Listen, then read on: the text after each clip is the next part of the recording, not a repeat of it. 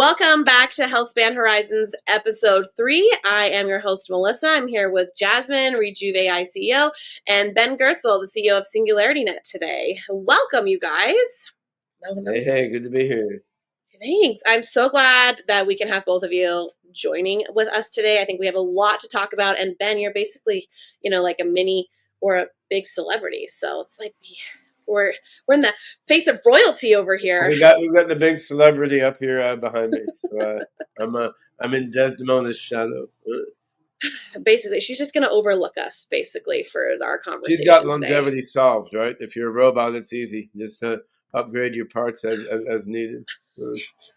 Honestly, she probably has it better than all the rest of us anyways. Not having to work all day. Well, I love it. I'm not eager to mind upload into her body at this moment. Actually, I think we've still got some greater capabilities, but in terms of the upgrade path, hers is much clearer. But we're working on it in Rejuve, which is what we're here to talk about. Yes, I love it. So today, my goal in conversation is we're going to start with a little bit of the origin story. And Ben, I know a lot of people within Rejuve followers and such know who you are, but I don't think they necessarily know the backstory to either SingularityNET or Rejuve, or how the two of you became co-founders and such as well. So I'd love to hear your story and then yours and Jasmine's and how this came to be what it is. Sure.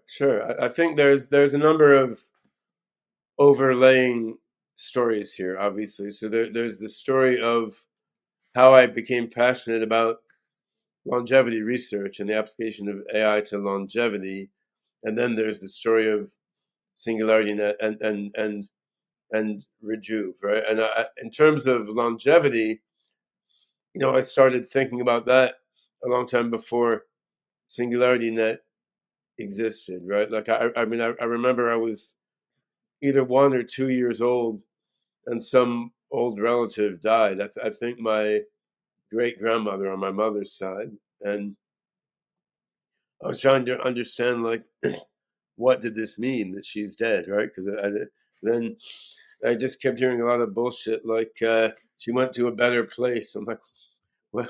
What are you talking about? Right? Then my dad is finally like, you remember we saw a cat in the street the other day, like your grandma's like that. I'm like, oh, okay.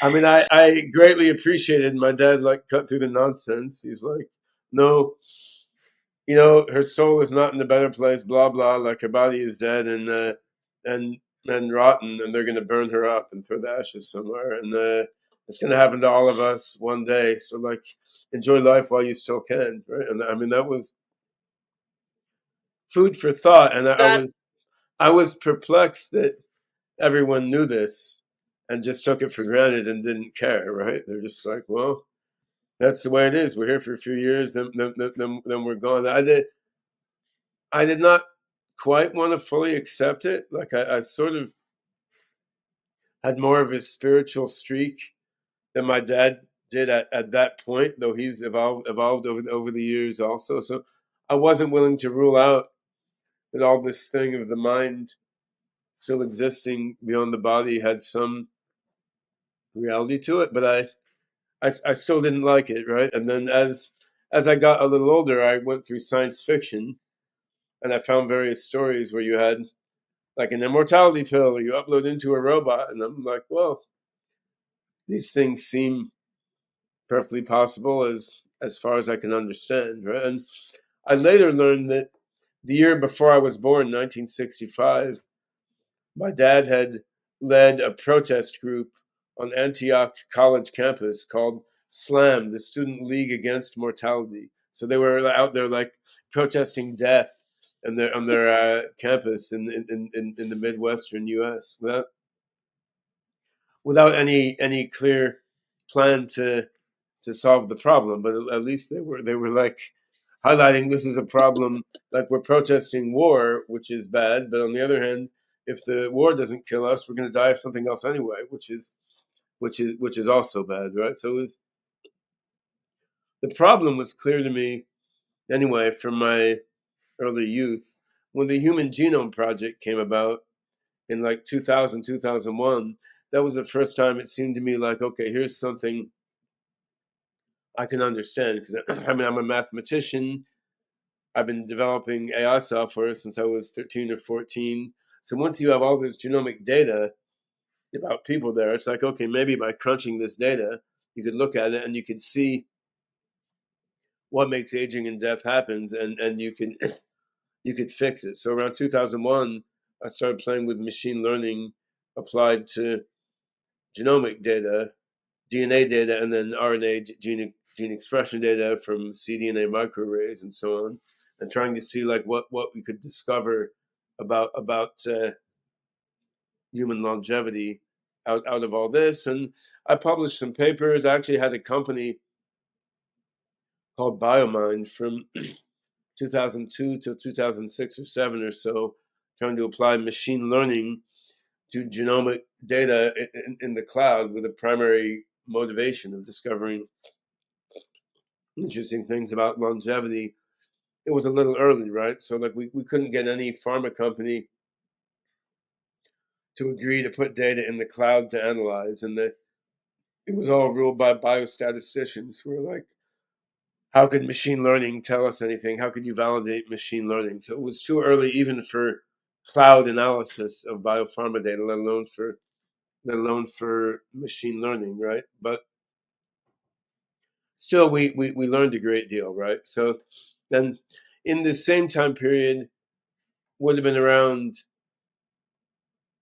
maybe 10 years ago, I started working with Ganeshan, a company in California that had long-lived fruit flies that had been experimentally evolved to live at that time like 2 or 3 times as long as control fruit flies.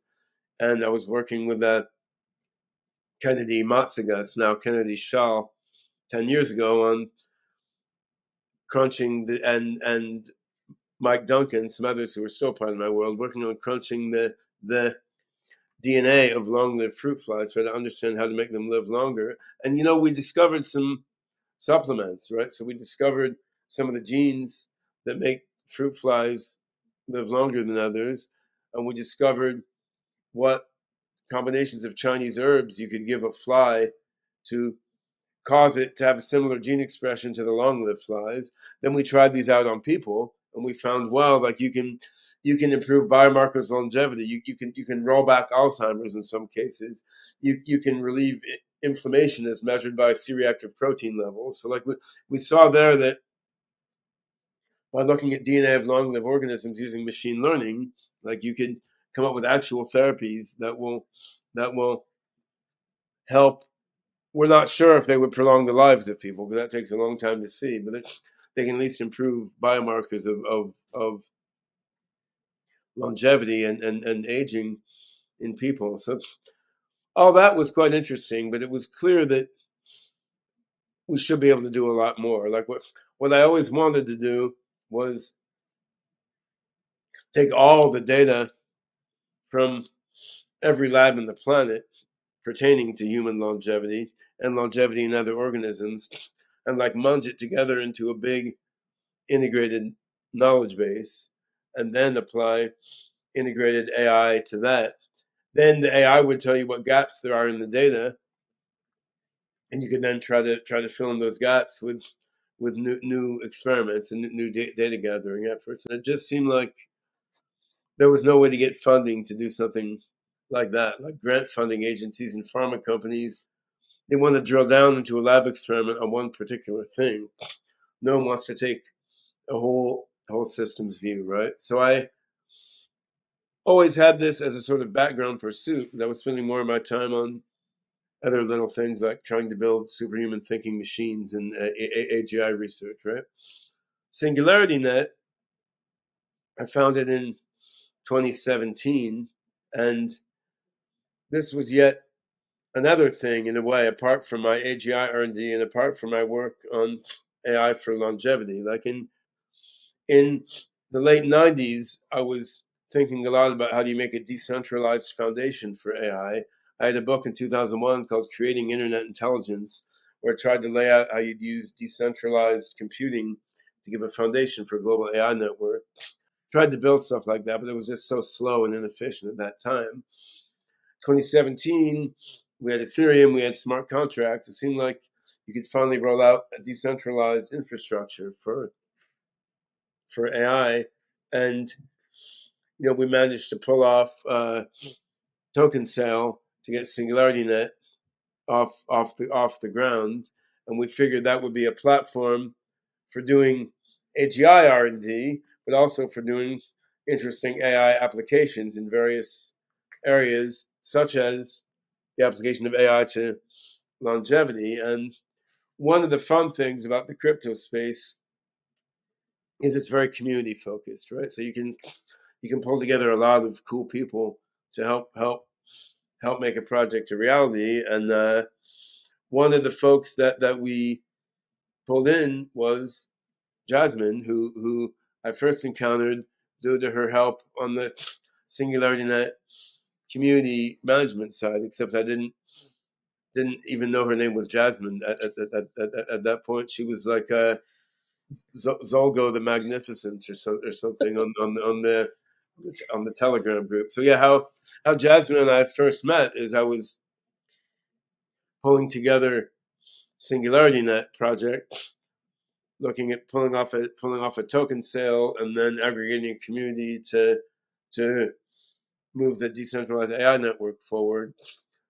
Ibi Benali at the time was running our marketing and community team, and she was quite young, either still in school or just out of school then. And we pulled together just a bunch of people who were enthusiastic about AGI in the future and decentralization to help sort of manage the crazed group of trolls and degens on the SingularityNet Telegram group, right? And the small percentage of people among the trolls and degens who actually wanted to push forward like a benevolent AGI future as well. And obviously, Jasmine was one of those who was really into it for the benevolent AGI future, rather than just to make money on tokens or to entertain herself trolling people online, and was really, really helpful in helping shape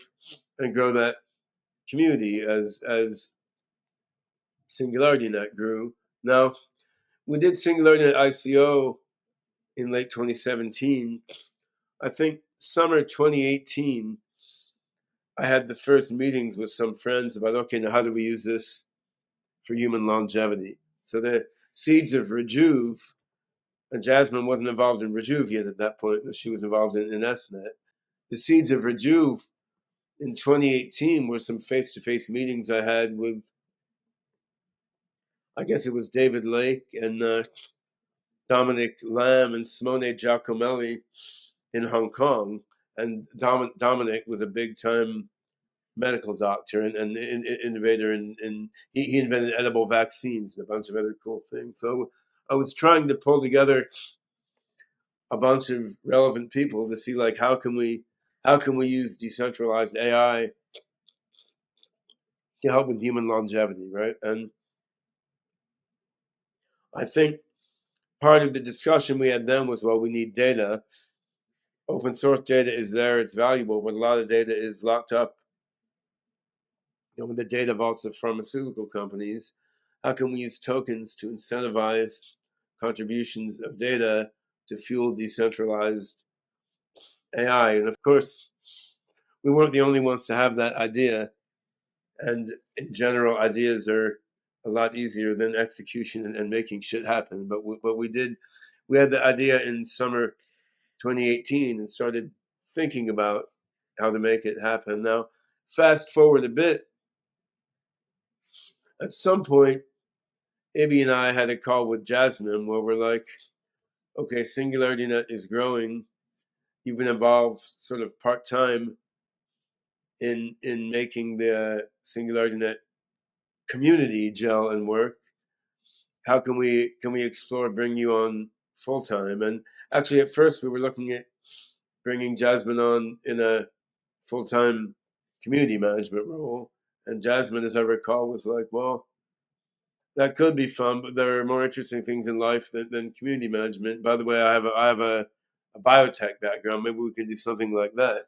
And then it seemed to come together that Jasmine could help in making the Rejuve idea happen, because the folks I've been pulling together on the Rejuve side were really more from the sort of clinical medicine side and like lab research side, not from the from the token side, right? And so that was sort of the prehistory of Rejuve, and we incubated it a while within SingularityNET, sort of experimenting with different things. And finally, what bubbled out of that incubation was what you see today, where we have Rejuve.AI. We did a successful token sale. We have an app that will is in beta testing with a bunch of users and what will soon be launched, which is a framework for doing exactly what the original idea was, right? Which is like incentivize a community of enthusiasts with tokens for contributing data that will then feed into the AI mind that discovers longevity therapies, together with all the other data that we can plug into the AI mind. And then we've also got Rejuve Biotech, which is sort of the outgrowth of these early discussions on what can we do more in the lab to use decentralized machine learning and machine reasoning to work toward longevity. And I think these two pieces can work together spectacularly well during the coming years, because AI is just doing more and more things, right? AI is exploding. Like there's never been a time like this to use AI to cure aging and promote human longevity. We just have to do it, and we have to do it in a way that makes use of the power of all the people on the planet, rather than like locking it within the narrow and constricted models of big pharma companies. I agree. Jasmine, I know you're chomping at the bit to add in your thoughts here. Yeah, So I'm going to let you talk that before I was do. pretty much the whole podcast there, right? But hopefully it made sense. Yeah. There we go. That's it. We don't need any more. I'll just yeah.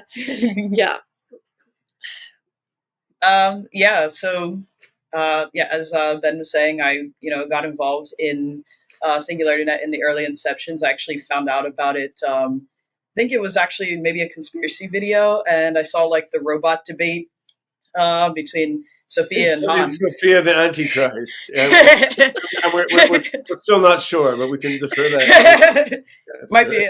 be, but nah, but yeah, I saw that, and I was like, this seems like something that the whole world should be paying attention to. And at the time, I didn't really understand where the technology really was with that, and how much of it was being generated by the machines themselves versus the humans. So I just started digging deeper as to who was all behind it. And I think the quote that like really got me was I think Sophia said, "I want to port my brain to a quantum gravity computer running on quark gluon plasma or something." And I was like, what? And then I think I saw you like write that in the Telegram channel some, weeks or months later. And I was like, oh, okay, that's where that came from. And so yeah, I just was like, all right, these people are really trying to do something beneficial for humanity, and I want to be, involved in this.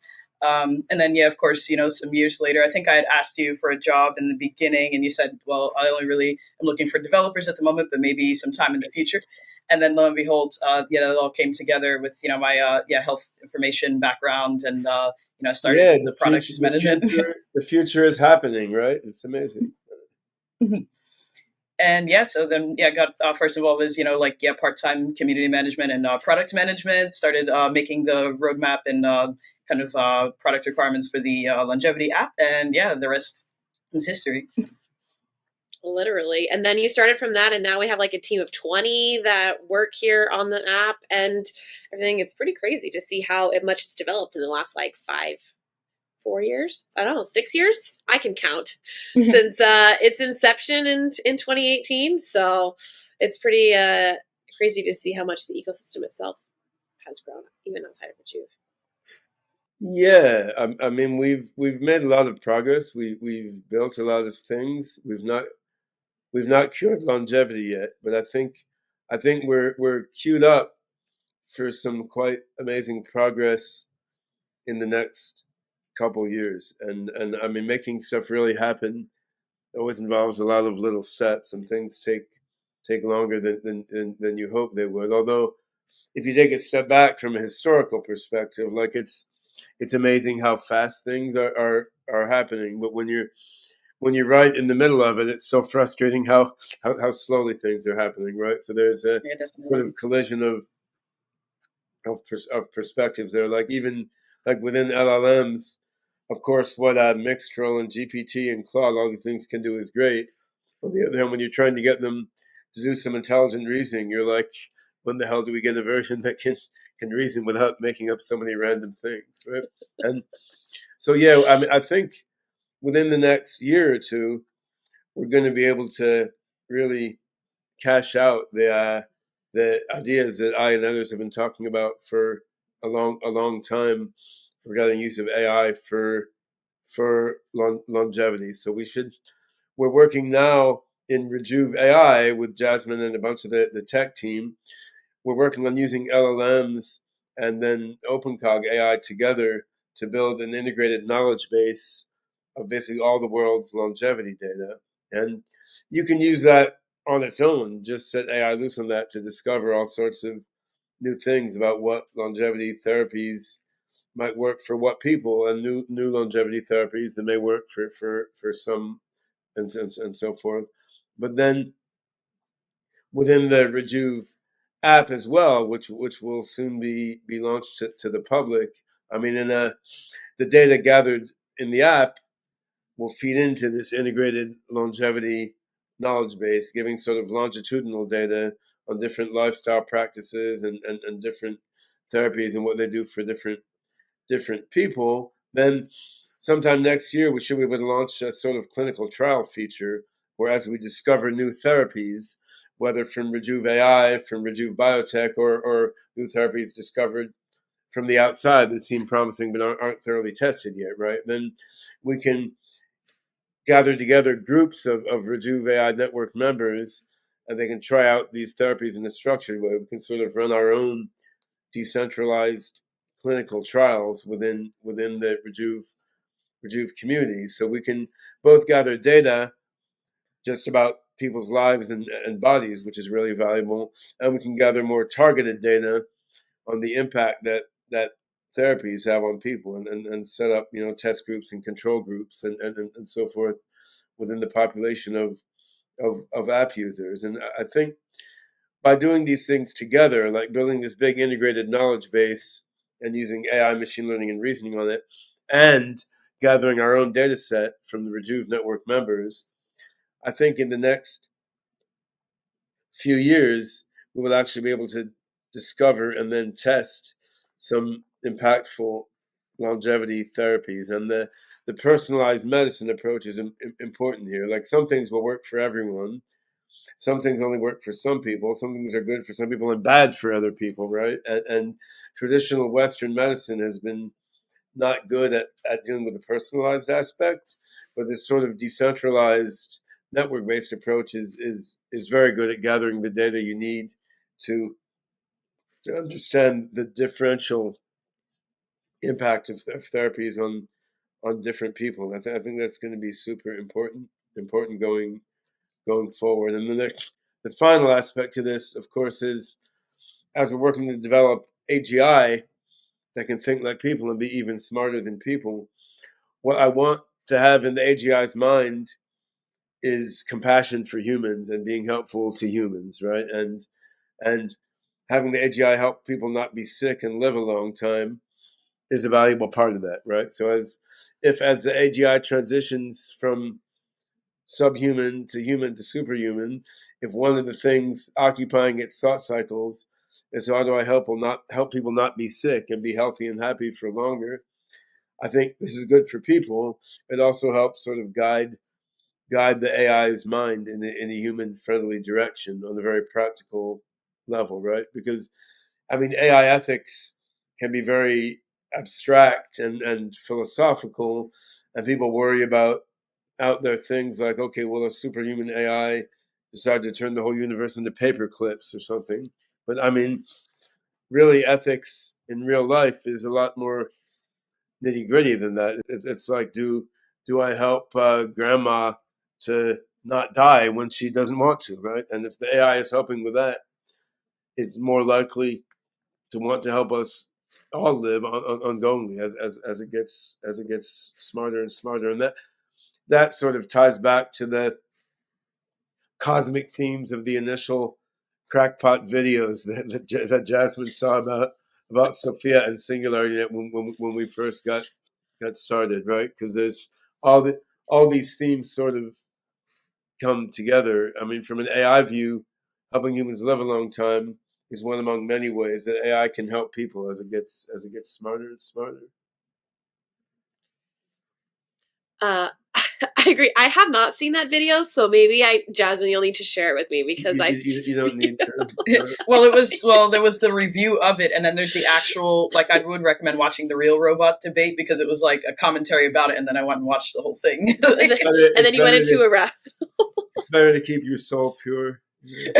So, I mean, under, Jasmine and I are tainted already, but so might need as well just keep going. yeah. So while okay, I know that both of you are considered. I would consider yourselves to be futurists and such. I want to know both of your opinions, not representing entities, strictly of yourself. What do you feel like the future of longevity holds, like the balance between science fiction and reality? I know there's quite a few differing opinions in the futurist I mean, that's a very area. simple question. To me, the future of longevity just holds some therapy you can take, and then you don't have to die unless you feel like it. And then probably rejuvenation. I mean, I'm 57. My body's in okay shape, but I would just as well roll back to my body from like 20 or 25. So, I mean, probably not like 2 years old or something, but No, so but at our peak, at our prime, yeah. yeah, and you could, of course, by the time you get there, you could adjust in different ways. Like in some ways, my health is better now than when I was 25. So, I mean, I think you want to be a good version of yourself, and I think we will have therapies that will enable that, and then people will take it for granted and will be very happy about that, and they will think it was insane that we used to walk around with a stomach ache and a headache, and worse yet, got old and could barely walk and lost our memory, and then lay down and rotted like that. That will seem completely ridiculous. Just like now, you know, Scriabin, who was an amazing classical composer, wrote the Prometheus Symphony, the poem of ecstasy. Scriabin, brilliant classical composer. When he was in his 40s, he designed this final symphony he wanted to make called the Mysterium. It would be 4 days long. It could only be performed in the foothills of the Himalayas. It would involve an orchestra performing in the Himalayas while projecting all these colors on the mountains along with the tones of the music. And he thought that once this was performed, it would be performed only once, and then the performance of this would launch the human species into the new age of ecstasy and abundance. Instead, he got an infected pimple on his upper lip and died of the infection, so he never got to complete it. And because we had no antibiotics when he lived, right? We didn't have amoxicillin and stuff then, so you could get like a random sore, like a random infection, and just die of it, right? And so because of that, the new age of abundance didn't happen, and we're still here building the singularity, right? But that the reason I mentioned that is like now we look back, we're like, well, that's insane. You get like an infected pimple on your lip, and you die, right? Like that doesn't happen much now. We just think that's ridiculous. Of course, in rural Ethiopia or something that could still happen because medical care is not as prevalent there as it is in Seattle where I live, right? But I think we will look back at aging and death basically that way. Like what the hell did that really happen? That makes no sense. And there we'll be facing other issues like, do we mind upload into superhuman robots flying through space or stay in our immortal human bodies? But I think I think very few people will choose not to take the longevity therapy and to get old and become senile and crippled instead, right? It won't seem like a very interesting thing to do.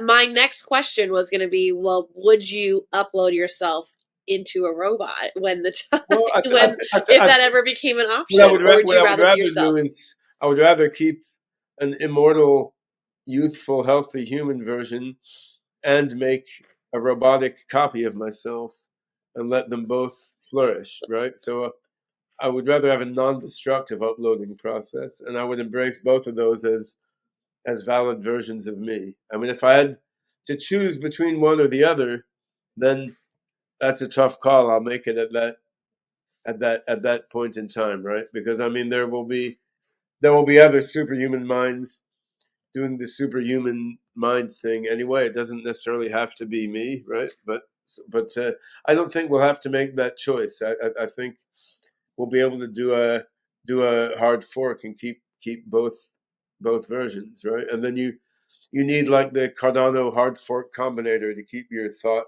progressing smoothly through the transition. All right, Jasmine, what are your thoughts and dreams? Go for it.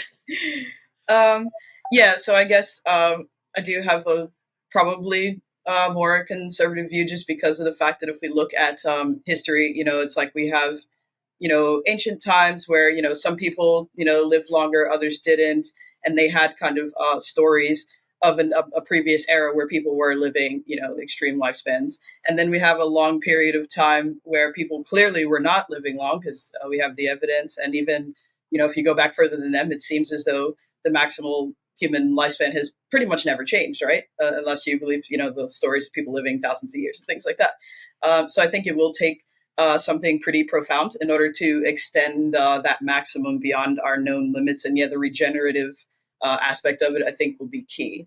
We have to be able to, rejuvenate our tissues and cells and everything at a rate, that's kind of continuous and, keeping us in the kind of status that we do want to be in.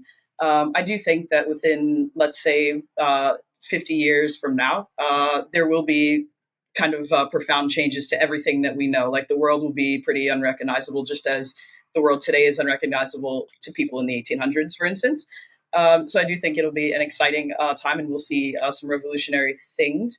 I guess I personally think that super longevity does have probably a spiritual component that may be unknown now because we're kind of been focused a lot in the material in the past 100 years when it comes to science and whatnot. And I think once we begin to get into more esoteric things and can ground them, in real scientific processes and studies and mathematics and everything, that's how we will discover what the true key to extending beyond this kind of known limit that we've been seeing of like 120 plus or minus a few years. And I do, yeah. So I am excited about it, and we'll see what happens. Okay, so we have some colleagues that we know that think that in the next 20 years that death is no longer going to be an option. So if you guys had to put your You thoughts mean into not an that. option? You mean we would force people to stay alive if they didn't want to? Well, no, I don't I see mean why that that would happen. basically it'll be curable. So do Yeah. while we're talking about trends, do we feel like that's feasible in the next 20 years, or do Yes. you feel like that's Well, outlook is I okay? mean, honestly, my doubt about projects like Rejuve is more.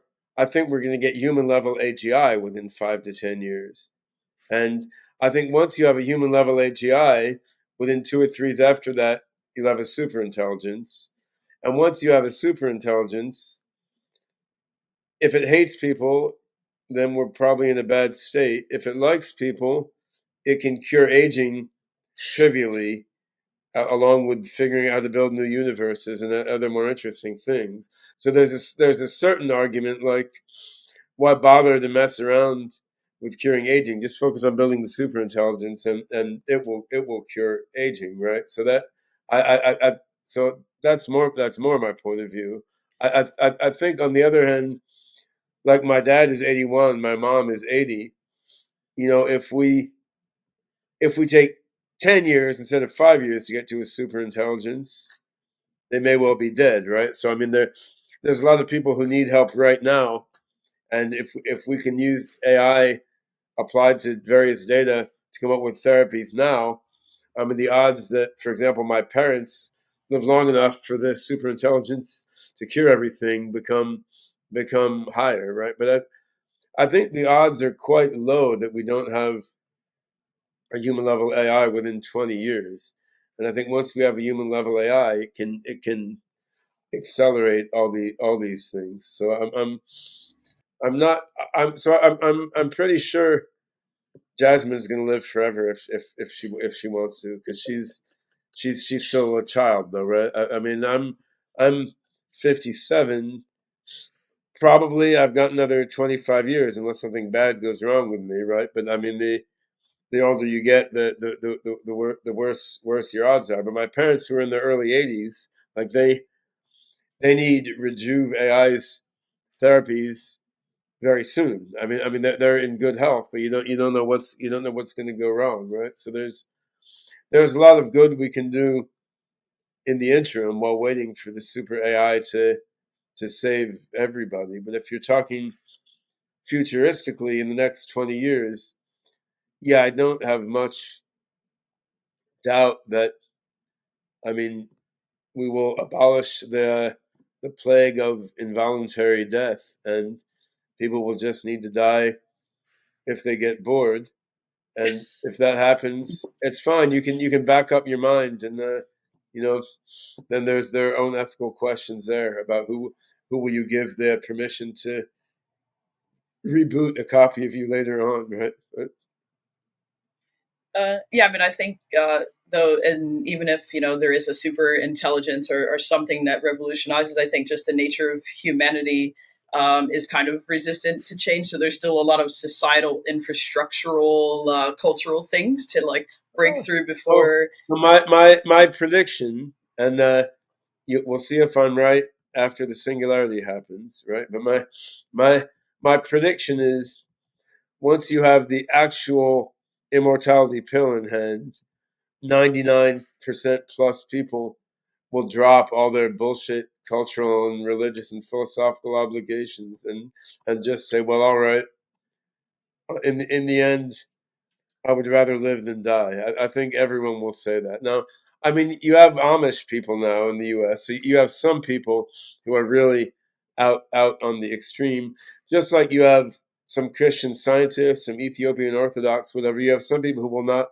take a prescription for antibiotics, even if they have a strep throat or something, right? So you will still have some people like that, but I think it will be very marginal. I think it will only be a few freaks out on the margins who will not take the super longevity pill.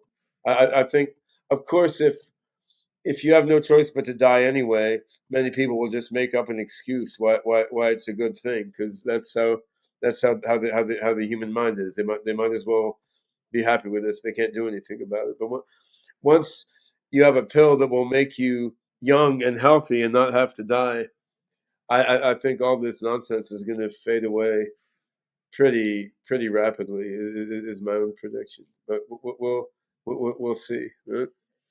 So I guess that then poses the ethical question People may still of, want other people to die, which is more complicated, but not the right? So, but what happens if that, what are your, like, the ethical question of, okay, if people are living forever, then what happens to the population of Earth? Do people just continue to reproduce? And then there's that well, overpopulation aspect, there, or there's like, a there's a cultural and psychological issue, which is how eager will people be to reproduce once they're going to live forever anyway. Certainly, there won't be a big hurry. I mean, on the other hand, if everyone's rich because like 3D nano assemblers will print all the stuff they want, they have no economic reason not to reproduce. It's not hard to support a family. But yeah, I think there is there's a social and economic question there that we are not well positioned to answer right now because it involves a future that's quite different than our current world, right? So I mean, if you have people who never have to die, and you have material abundance, like you can 3D print all the stuff that you want. I mean, then having new kids is one among many interesting questions. Like, there's another question of like, do you let someone 3D print a new mountain, right? Or like a statue the size of Kazakhstan, right? I mean, of course, on the one hand, you have abundance at the scale of what a human needs in their everyday life. On the other hand, people are crazy and megalomaniacal, and I mean, everyone can't turn Jupiter into a supercomputer for their own pet video game project, right? So clearly there will need to be some sort of cooperation and some sort of post singularity economy, and we don't know what it is right now. I could say though, you would imagine in a world like this, I mean, you can take the asteroids in the asteroid belt, use them to make space satellites, so people can move to those space stations and so on, right? So like I mean, you could dig under the earth and hollow out huge caverns and let people live in there with amazing fusion powered light sources and so on. So you could certainly imagine many ways to expand the population of Earth considerably beyond the current level before you run into like a hard limit under the assumption of post singularity technology. It still isn't infinite, right? But you might find that within the taste that people have for reproduction, advanced technology that can build enough underground caverns and satellites to occupy all the people that humans feel like creating via reproduction, then you can end up building huge starships to go out and colonize other planets, right? So just send all those extra people out to the stars, but then of course there's a limit to how much reproduction you can do on that starship before it gets to its destination, right? So otherwise the starship will get crowded. But I mean, I think there's going to be loads of interesting solutions to these problems, but we can't solve all of those now. I think if we create AGIs that are smarter than us, they're going to have different ways to solve these problems that we can't think of now. But I mean, and I also think our own whole motivational system will be different. Like, I mean, I've had 5 kids now. I don't even know what's my motivation for reproducing. It's just what happens as a human being, right?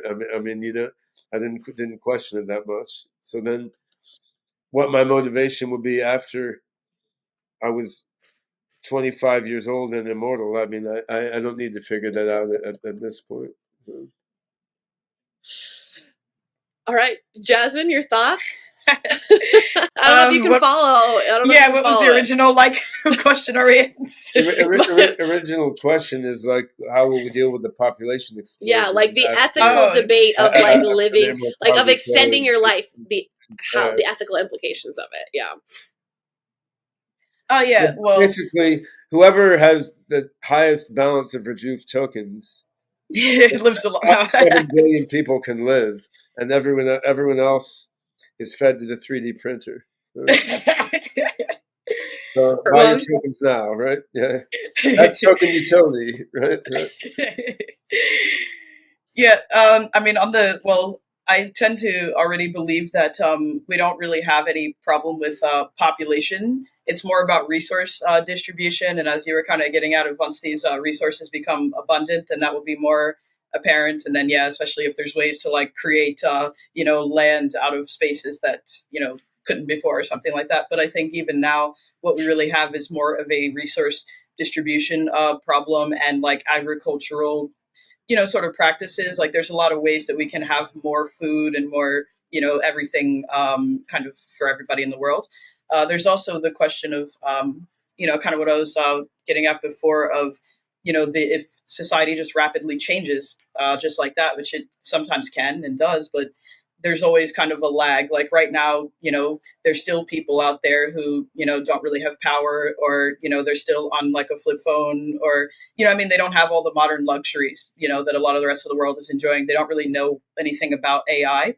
Now, this could have changed, like, within even the past few years, because I haven't, been to certain countries in a while. But just from our travels, I noticed that there's still a lot of places that are still quite far behind, what people in the Western world kind of think is standard. And I think that if there's like a super technology of any kind, there might still be a bit of a delay in it reaching them. And then even if technology itself reaches them, it doesn't mean that all of a sudden their society and infrastructure, changes overnight. We still actually need to, build things and, create systems and, economies and all that kind of thing. Yeah. Speaking of your travels, I want to shift gears to a little bit more of like a practical longevity and not necessarily future. So both of you guys have traveled all around the world. I would love to hear a culture that you feel like really has embraced the concept of longevity, or that you feel has that you've had a good experience with. That I know Jasmine has a lot of feelings about the US in particular and food and whatnot, but who Oh, really embodies the like whole body wellness, extending your well, lifespan kind of vibe? it's interesting because I'd say, I mean, I lived 10 years in Hong Kong, and my wife is Chinese, so and spent a bunch of time in Japan also.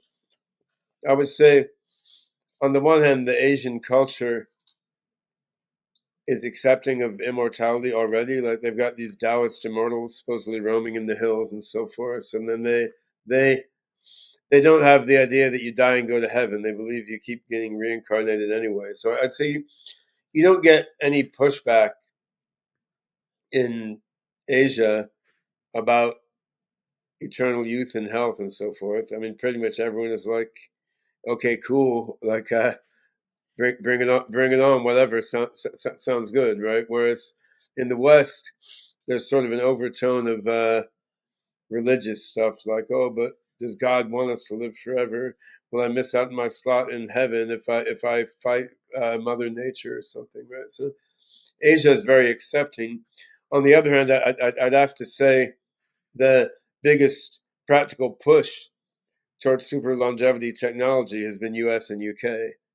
I mean, so I mean, we've got that sort of U.S. has that schizophrenic aspect generally, right? Like we've got this whole population of demented religious fundamentalists who keep electing Republicans president and generally doing stupid things. And on the other hand, I mean, you also have Silicon Valley and the center of the transhumanist movement, and I mean, really, the whole movement of longevity medicine from the fringes into the something that's socially acceptable for pharma companies and VCs. I mean, this was all centered in USA, right? So US has been weirdly schizophrenic on this, like on many other things.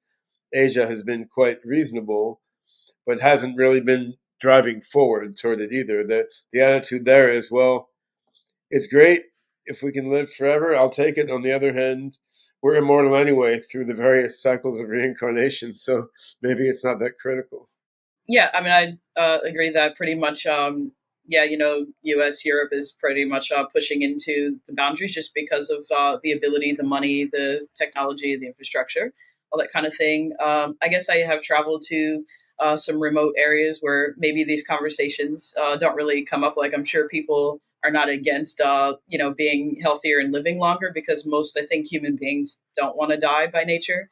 Um, but I noticed that there is maybe some resistance against technology in general, like bringing up AI in rural Australia or something like that. It's kind Well, of you know, there's these beautiful old monasteries in the mountains outside Addis Ababa in Ethiopia, and you go there. There's all these mostly women just sitting out on the lawn by the monastery, praying and waiting for God to take them home. So they're sick, and when they feel sick, they don't want to go to the doctor.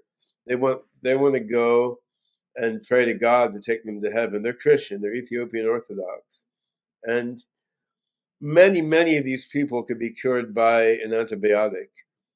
But they're sort of like Christian scientists in the U.S. this particular interpretation of Ethiopian Orthodox, which is not the main one, right?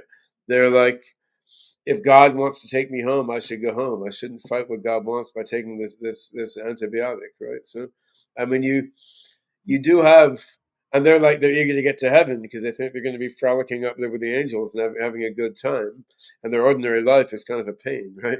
So, they're very poor and have too much work to do.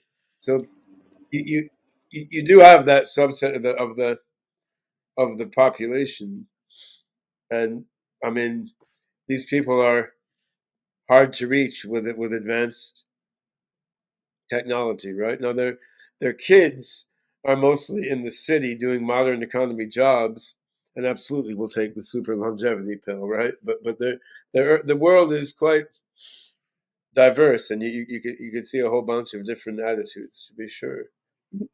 Yeah, I Yeah, mean, when I feel like when we were in South Africa last year, we talked a lot about, even just the way that sicknesses are treated, and kind of reverting back to like the original um, organic and using herbs, try like old school I'm going to call it old school. We can call it hippie medicine, as the Western world kind of calls it, but reverting back to like what has been done for like thousands of years, especially in like Eastern cultures.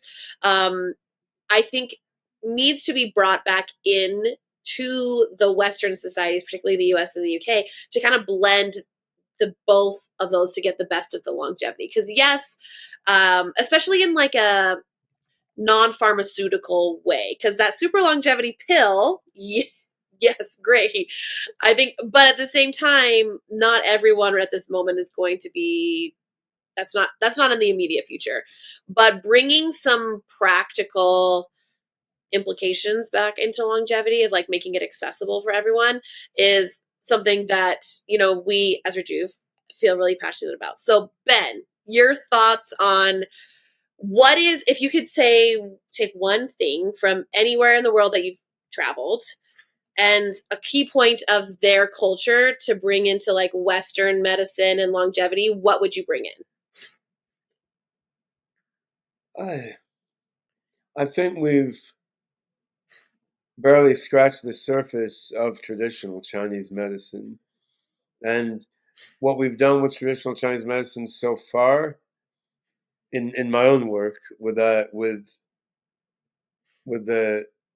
data from long-lived flies and human gene expression, it's sort of crude. We're just like making novel combinations of traditional Chinese herbs that will target the genes that we found in combination will promote longevity based on data we've analyzed.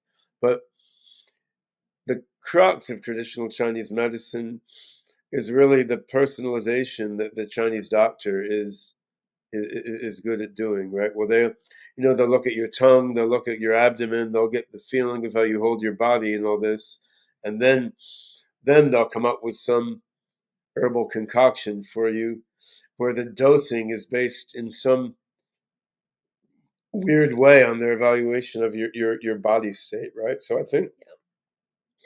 I think getting that personalized aspect is interesting, and this is part of most non-Western medical traditions, right? And I think we could be gathering data to do that now, but people sort of aren't, right? Like, if you wanted to take that really seriously, like you take a picture of people's tongues every day, like you take a picture of their naked body every day. You could take a picture and a chemical analysis of their crap in the toilet every day, which and I mean, then if you had that data along with what impact the different therapies have on them, I mean, then you could probably automate a lot of what it is that traditional Chinese doctors do. And some of it may not be gatherable from that data, like some of it may be from the energy field that they can sense it in their body or something. But it would be interesting to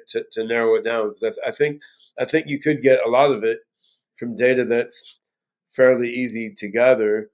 No one is assembling those data sets, which limits the sort of degree of personalization that we can do. And one thing I found interesting living in Hong Kong is the doctors there combine Western and Chinese medicine in a very ad hoc way, like actually more so than mainland China. Like in mainland China, they just do Western medicine. They don't do traditional Chinese medicine much, and because Chairman Mao didn't like it. And in Hong Kong, the doctors will do a mix of the two, and we could certainly do something like that. Like in figuring out how to personalize the therapeutic regime for someone.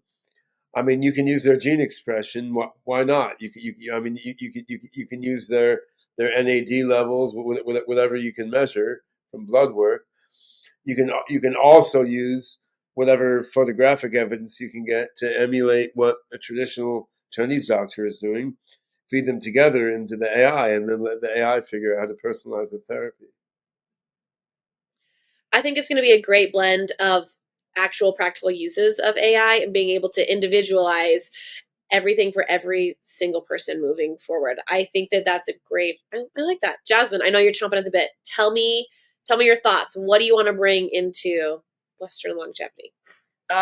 Yeah, so I'm pretty passionate about natural medicine. I mean, I think there are definitely challenges with combining the two, actually, because there's a lot of contraindications that some are known and some are unknown. So if you're mixing together Western medicine and herbs, you could actually be like giving your body, kind of two different signals and like causing your system to fight itself. So that's definitely a concern. But I think to overcome that, we need to shift the model to more preventative and using, I guess the more pharmaceutical solutions as more of like an emergency or like stopgap, if things get really bad.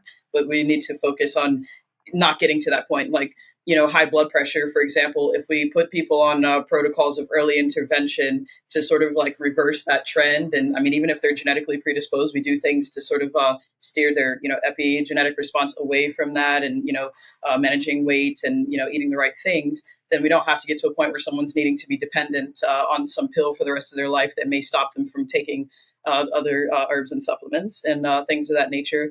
And that's where, the decentralized clinical trials part is really exciting because we can begin to discover, all of these things with people who are already taking lots of supplements and figuring out what it actually is doing. Um, and I think, yeah, I kind of wanted to tie back to sort of the mention of, like Christianity and God and all that kind of thing, because I mean, on the, I guess, broader spectrum, you could say I'm Christian, but I guess kind of post-Christian.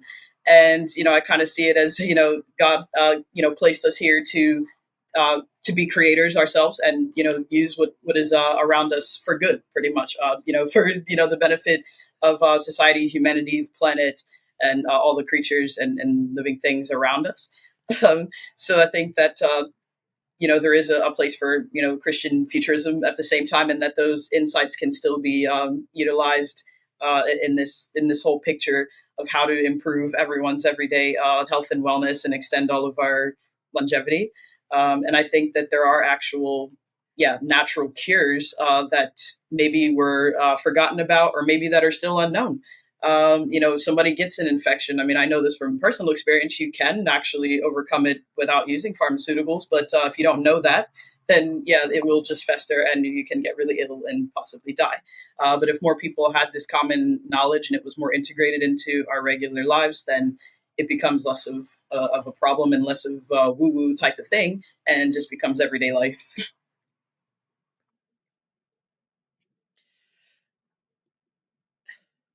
I always feel awkward on these where I'm like, is someone going to say something or do we just continue? Yes, I agree. We talked a little bit about this on the last episode about how education of everyone is going to be so important on all aspects of longevity and the future and AI itself too, because so many people, my family included, would say that AI, like ChatGPT, is like the most AI that's really going to happen. Like, how else can it get involved in our life? Like, how else could we live longer than we already are? And so I think that educating people on in a way that everyone can understand is going to be a huge component to both of these aspects, because right now ChatGPT has blown so many people's minds, and I think it's just barely scratching the surface of the capabilities that AI has. Yeah, I mean AI, as you know, has been around a long time. The AI field started in the 50s with that name and goes back a couple of decades before that even. And I mean, I've been doing AI stuff since around 1980 or something. So I think AI has been doing useful things in the world, including in the medical field, way back. Like, I mean, the first papers on AI for medical diagnostics were in the 70s and then the 80s. So Chat GPT, I mean, that woke up the average person to the capabilities of AI, but there was a lot of capability there before that, right? And so what we're seeing in Rejuve is both back end and front end applications of AI, and they're connecting together. So on the back end, we're using a bunch of advanced AI, which has nothing to do with large language models. We're using machine learning and machine reasoning and the OpenCog engine and so on to interpret and analyze a whole bunch of biological data. You can read text, you can ingest data sets, and you can ingest structured ontologies that biologists have created and feed those into machine reasoning systems. They can then make hypotheses about what longevity cures might work, right? And so that's one set of things. Then there's LLMs and other sorts of user-facing AIs that can talk to people about their own health situation and their own life, what they put into the Rejuve app, what practices they might want to adopt. And what's interesting now is these can both learn from each other and interoperate, which is a sort of unprecedented situation, right? Like the user facing stuff that LLMs have given ChatGPT and then a bunch of open source LLMs also.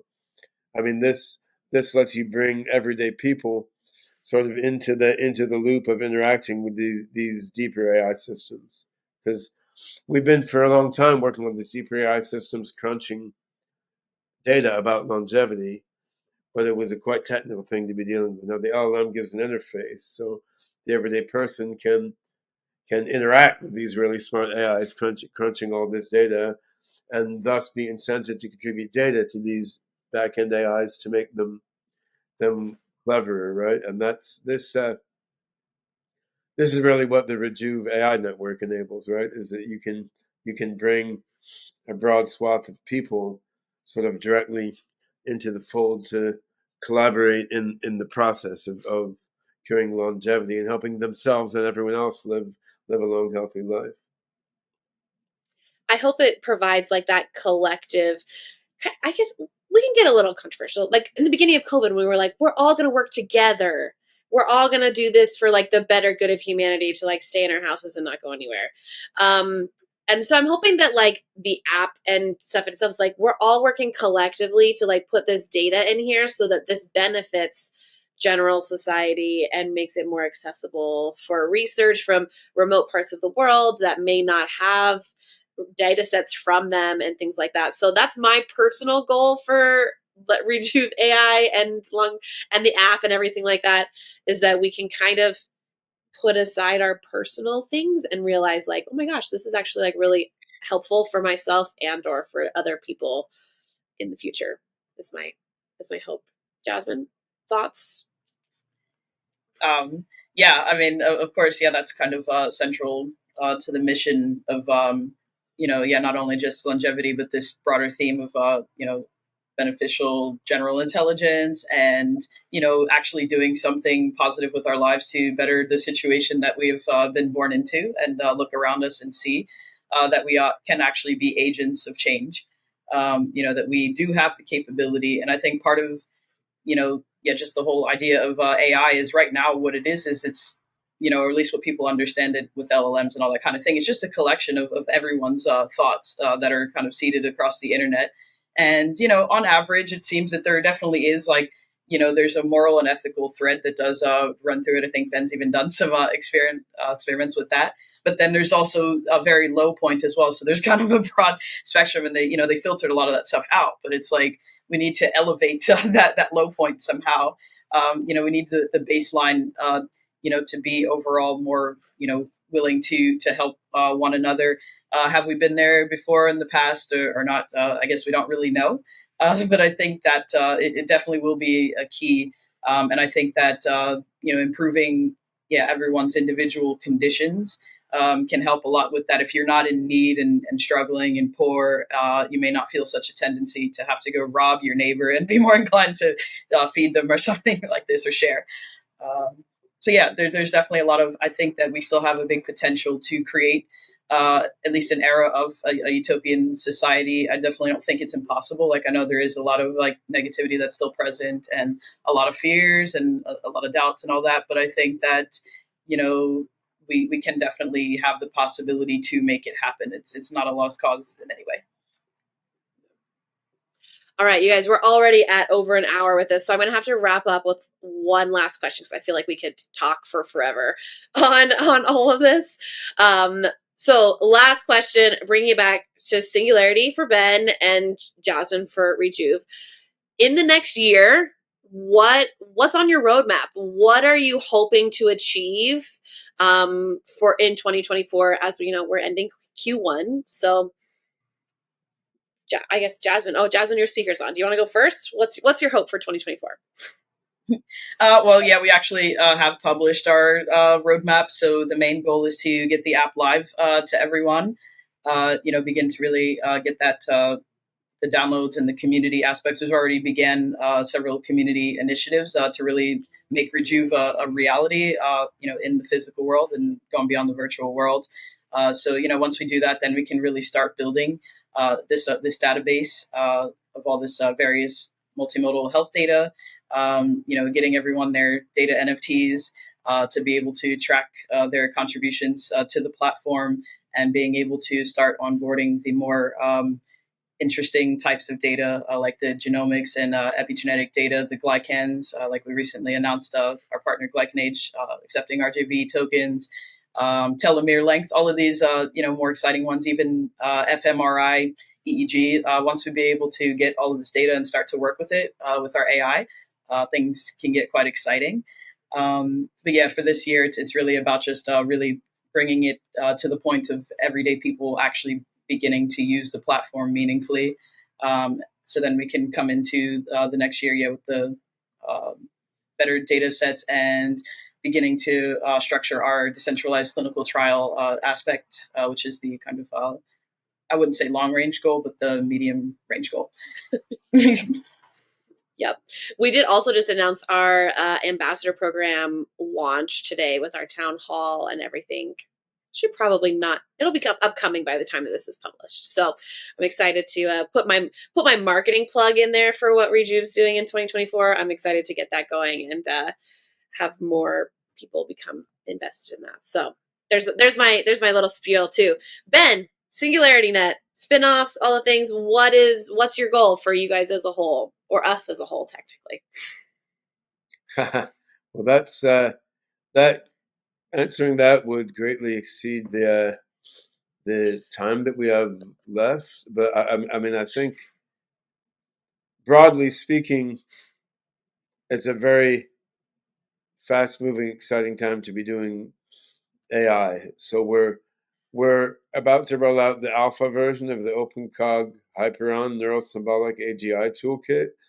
We should roll out the beta version early 2025, perhaps. And this is sort of my big attempt to make a human level AGI. So I've been spending a lot of time on that.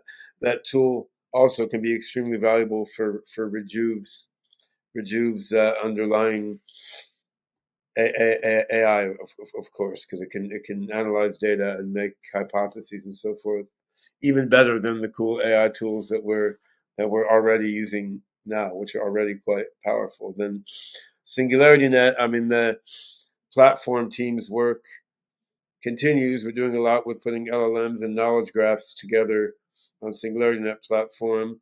We're experimenting with ways to train large neural nets in a decentralized way, as well as run OpenCog Hyper on decentralized. So I think as the AI gets smarter and smarter, the decentralized networks get more and more capable of doing amazing AI stuff. So all that is coming together pretty nicely, so that as Rejuve Network and Rejuve Biotech as well progress in their coupled work on curing aging. I mean, we'll have smarter AI and a better decentralized network to fuel that, right? And I mean, so I think the technology has never been advancing faster. So it's a really fun time to be doing AI, right? Like, I mean, we're going to pull together this year like a big integrated database of a huge percent of the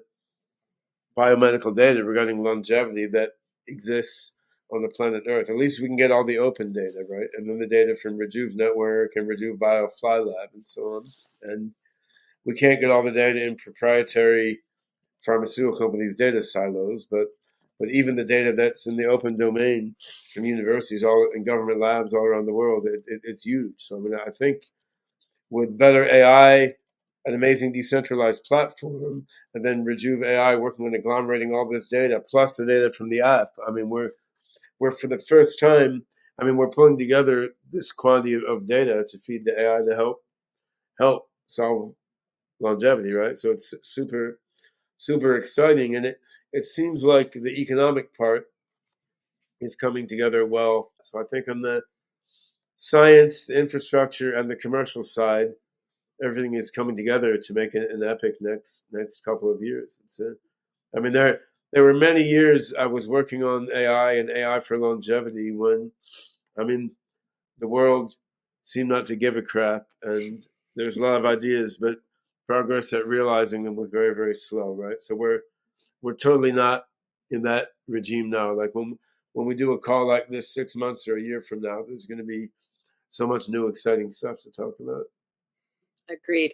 Ben, since you just touched on it really quick, I wanted to have you give like a 2-minute differentiator between Rejuve AI and Rejuve Biotech and perhaps the different AIs and what, because we have a lot of people that don't understand. Sure thing. Actually, the difference is not so much in the AI, because I think in the end the same AI applies to many kinds of data and many different problems that you might ask. So I mean, I think we're working on OpenCog Hyperon as a general purpose AI tool. LLMs can also do a lot of different things, and you know, Debbie Drong's generative cooperative network being built within Rejuve AI.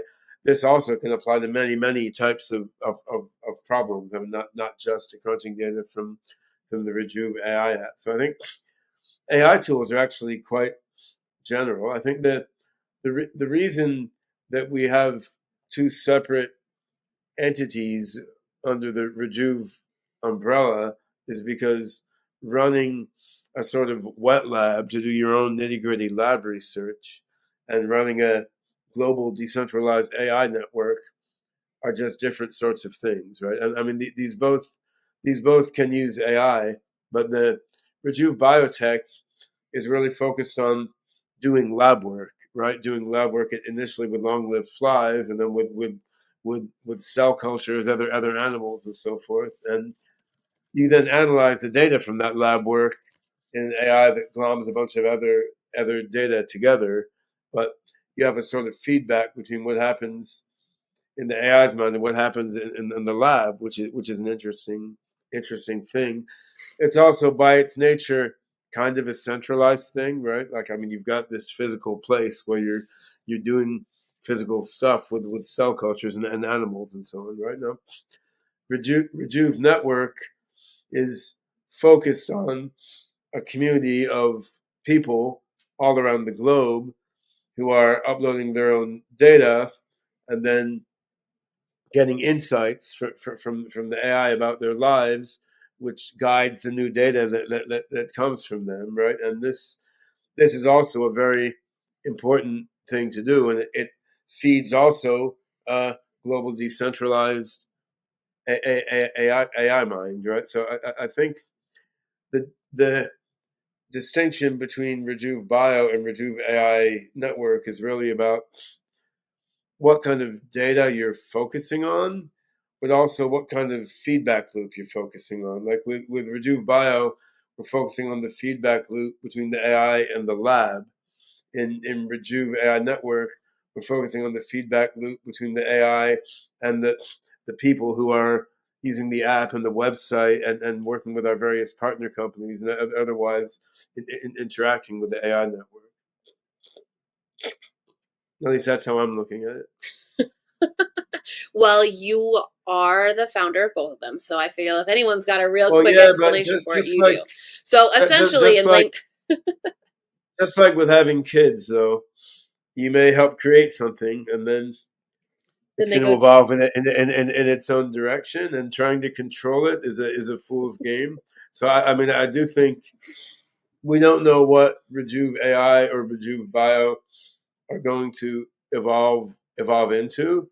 I mean, I think they're going to collaborate together very closely going forward, and we're having a face-to-face meeting next month of all the sort of AI and biology minds behind both Rejuve Biotech and Rejuve AI, and sort of put our heads together regarding next step forward, both in the AI and in the lab and in the network, right? But I mean, I think so.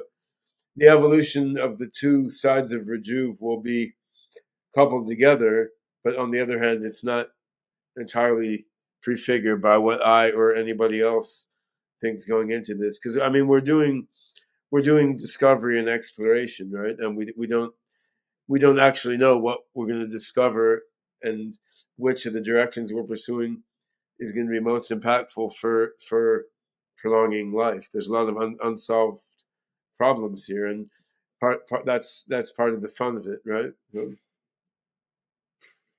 Yeah, it'll be very exciting to see what happens with ourselves, bio, and every other spinoff in the ecosystem. With even within the next year, I think there's going to be a lot of big changes coming through and big progress for all of them. So it's going to be great. Well, Ben, thank you so much for joining us today. It has been, I feel like we've really covered a wide variety of topics on here today, but appreciate it and all of your insight that you've lent to us today. all good. No, I appreciate the chance. Even though we've been through these themes before in various other podcasts, even there's always something new. It's amazing, sort of how fast moving is the environment in which we're operating. Exactly. Exactly. All right. Thank you guys. We'll sign off and we'll see you for the next episode. All right, thanks a lot. Bye bye. Thanks.